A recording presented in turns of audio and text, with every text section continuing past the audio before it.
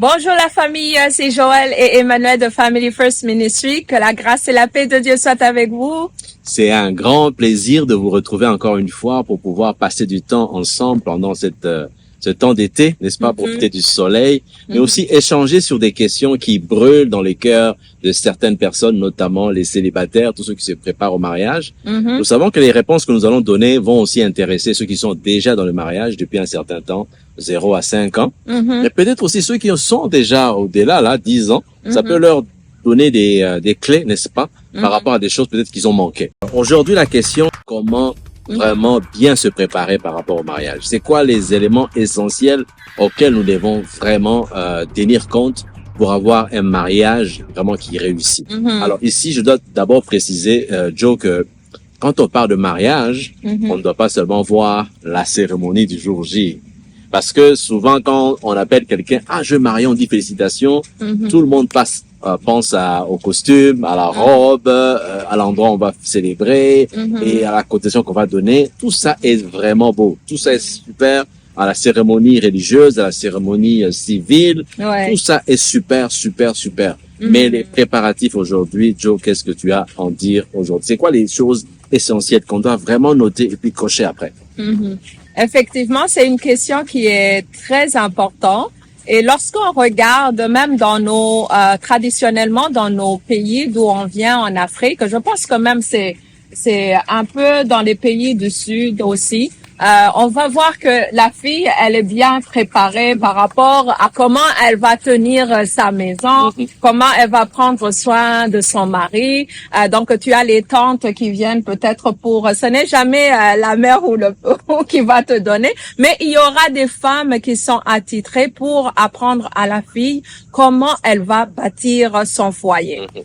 Mais on voit vraiment que depuis qu'on est dans ce ministère, la préparation au mariage est primordiale. Mais ça ne veut pas dire que vous n'allez pas vivre des situations difficiles dans votre foyer. Mais il y a la base. Comme on a dit dans la première vidéo où on a parlé du mariage traditionnel ou le mariage moderne, aujourd'hui, donc, j'aimerais vous dire, mesdames, messieurs, pour avoir un mariage qui a été créé par Dieu lui-même, c'est la préparation spirituelle. Ce n'est pas par rapport à justement le rendre beau le jour J, ce n'est pas par rapport à comment tu vas tenir ton mari.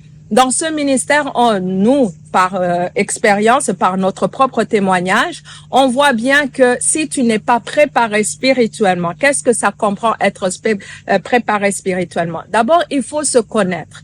Parce que chacun de nous vient avec des bagages. Vous avez une histoire, comment vous avez grandi, quelles sont tes blessures. Il faut avoir un temps avec le Seigneur personnel pour que le Seigneur lui-même puisse te restaurer. Il y a des situations où on va voir des cas dans le couple qui vont émerger, qui vont sortir lorsqu'ils sont ensemble dans le mariage. Mais lorsqu'on creuse, lorsqu'on est dans cette conseil de couple, on va voir que chacun des deux, c'est par rapport à ce qu'ils ont vécu dans leur passé.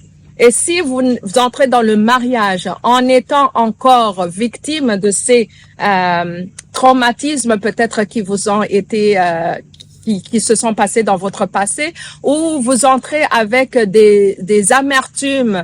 Des fois, c'est peut-être par rapport aux relations que vous avez eues, même avec les parents, et vous êtes en train de vivre dans un mariage mettant le tort sur ton époux ou ton épouse parce que vous avez vécu des situations dans votre enfance.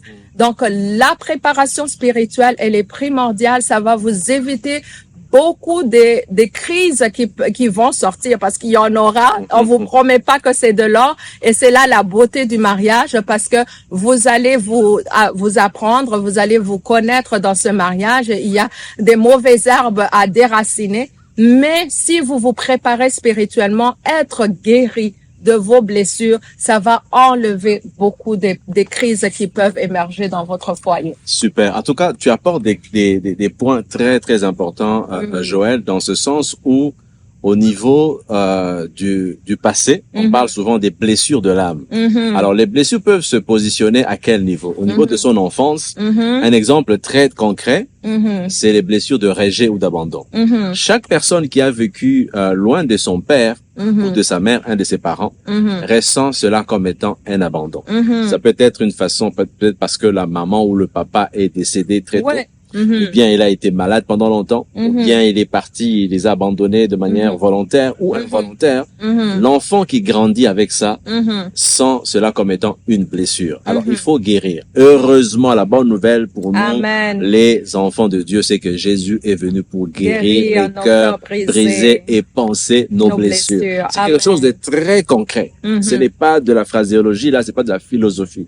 Les blessures, ça se guérit par Jésus-Christ. Amen. Okay? Amen. Alors, deuxième entrée des blessures ou des situations qui doivent être gérées avant le mariage, c'est des relations avant ton fiancé.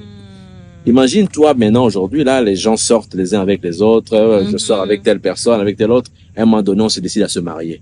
Si tu n'as pas encore fait, n'est-ce pas, ce qu'on appelle la coupure, si tu ne coupes pas cette relation de manière spirituelle, parce que déjà on peut se quitter, on dit écoute, aujourd'hui pour quitter quelqu'un, il suffit juste de le déliter dans son téléphone ou de le bloquer, on dit que c'est fini. Mais c'est plus profond, c'est plus profond que ça. Il suffit pas de bloquer quelqu'un au téléphone ou au Facebook pour dire que c'est fini entre vous. C'est spirituel, c'est-à-dire que tu dois réellement prier, demander l'aide d'une personne mature spirituellement pour pouvoir t'accompagner dans cette brise. C'est comme un divorce, en fait, spirituel qu'on doit faire. C'est important, sinon, ce qui s'est passé entre vous, surtout si vous avez eu des relations intimes avant le mariage, il y a eu un lien qui s'est passé. C'est quelque chose qu'on devrait peut-être aborder dans une troisième question par rapport à la conférence, n'est-ce pas? Ouais. C'est les impacts par rapport aux relations intimes avant le mariage. C'est quelque chose de dévastateur. Vous pouvez pas imaginer cela. On peut dire que, voilà, on est sortis ensemble, on pensait qu'on allait se marier, ça n'a pas marché, on a eu des moments intimes, c'est fini entre nous, moi je suis dans autre chose. C'est important de pouvoir réellement être dans le niveau spirituel. Et là, ça demande une chose essentielle, c'est la repentance. Amen. On a beau vous dire tout ce que vous voulez dire là, la première chose, c'est la repentance. Amen. Tu ne peux pas passer d'une relation à une autre sans avoir demandé pardon à ton Dieu par rapport à ce qui s'est passé. Parce que avoir une relation intime, c'est déjà désobéir à Dieu. Donc, tu rentres déjà tu rentres en fait dans le mariage avec un fardeau déjà spirituel.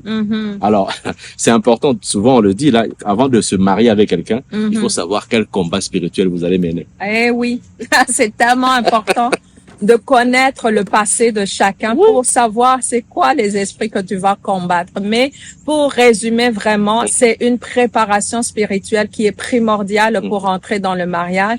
Il y aura des problèmes dans le mariage, mais cette partie-là de guérir de vos blessures du passé, ça va déjà enlever, je dirais, au moins 20% là, des problèmes que vous allez rencontrer. Donc, ça, c'est une partie des choses qu'on vous conseille. Le reste, on va en parler dans la conférence. On va vous donner le jour. Les détails vont venir dans les prochains mois. On vous aime et Jésus vous aime encore plus. Au revoir.